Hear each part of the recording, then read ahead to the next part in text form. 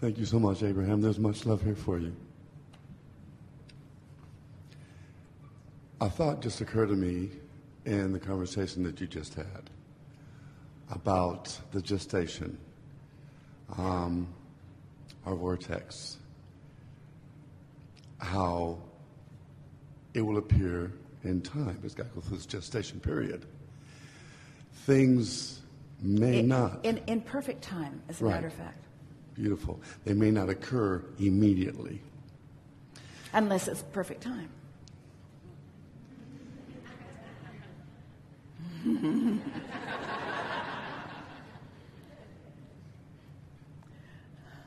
A thought that has been presented by folks that I know that understand these concepts are that negative ideas, negative situations or circumstances, if they're not careful, can occur like this.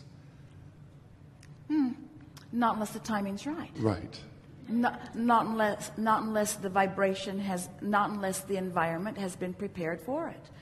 In other words, nothing asserts itself into your experience. If you practice it long enough, you will prepare the environment for the unwanted experience. But it takes time, though. It's all in perfect time, I guess. Lord is perfect. So what are you getting at? Well, my thing is, my belief, and of course it's my belief, so it's a reality to me, that bad circumstances don't just happen because we think about them right away. They don't just come out of the blue. Right. They come out of sometimes the oblivious. Right. They come out of a vibration that's practiced, but the reason it feels like they sneak up on you is because you're unaware that things are coming in response to your vibration.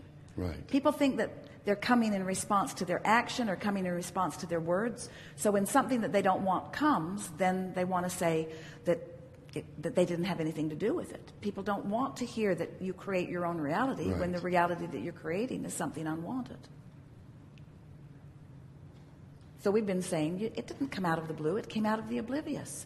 You were offering a vibration and practicing it and perfecting it and becoming an expert at it, expert enough that you prepared the perfect environment for it to manifest. And you apparently either were unaware that you were doing it, or you were willing to put up with the negative emotion that was present all the time you were doing it.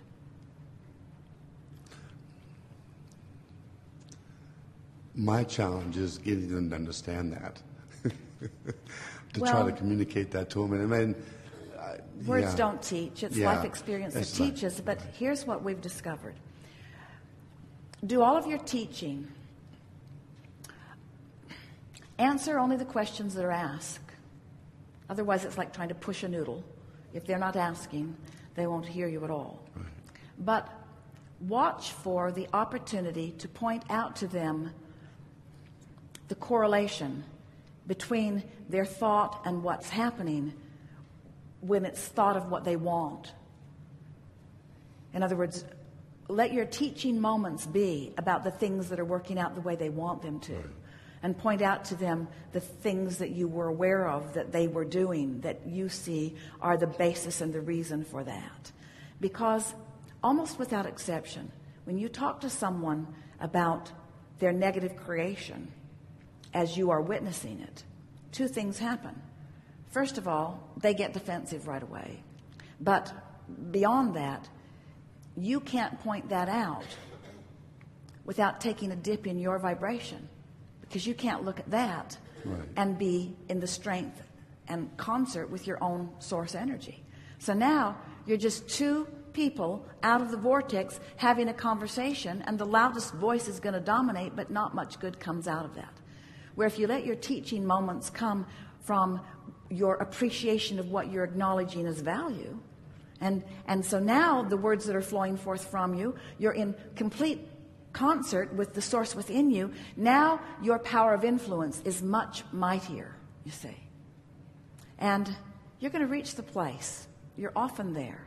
But we want to shine a spotlight on it here. You're going to reach the place where you're going to stand so solidly in your knowledge of well-being, not only for yourself, but for them as well, that even when they are asking you to look at them when things are not going well, your true knowing of who they are will be so dominant that you won't have to leave your vortex in order to have the discussion. And then every part of their life experience can be a teaching moment, an uplifting, valuable moment, because you'll stay in your stride, you'll stay in your groove, you'll stay in your power, you'll stay in your clarity, and you'll be inspired to the right thing at the right time, and the universe will line you up with the perfect opportunity. How much fun is it to have an experience with someone? Start again. You can know all that you know and want them to know too, and just talk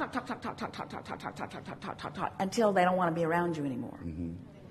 Or you can be so aware of who they are and what they want, and so in sync with the idea of that occurring, that now you have created a grid that will line up with their grid, and you're going to have meaningful moments together that always bring the knowing. Isn't it fun to have an experience with someone where you both get something really big at the same moment? So, are we talking about teaching moments, or are we talking about cooperative moments? Are we talking about you imparting knowledge that you hold to someone else who doesn't hold it? Or are we talking about knowledge that they seek and knowledge that you seek, and maybe it's even knowledge that you have already found, but the universe providing the perfect moment in time for them to get what they've been seeking, and you getting to stand there in the middle of them getting it? And for you, co-creating, but for you, that's what perfect timing is.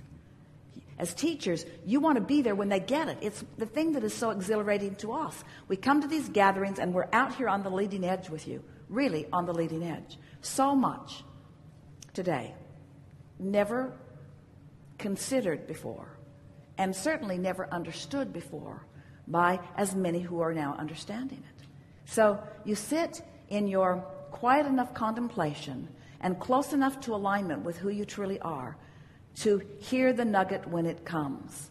And the satisfaction for us is about it clicking into place for you as it happens, you see. The real fun part's going to be watching the manifestations that occur to you in the days that follow, because your vortex is pregnant, and the gestation period was just hurried up by the preparation of the vortex in the readiness for the manifestations to flow to you, you see. So that was just our way of saying that most of what you learned today is going to be punctuated by real life experience, which is the only place that true knowing comes from. This day was just so many words. It's life experience that brings you the knowing, yeah? True. Something more? Thank you. That was awesome. Thank you.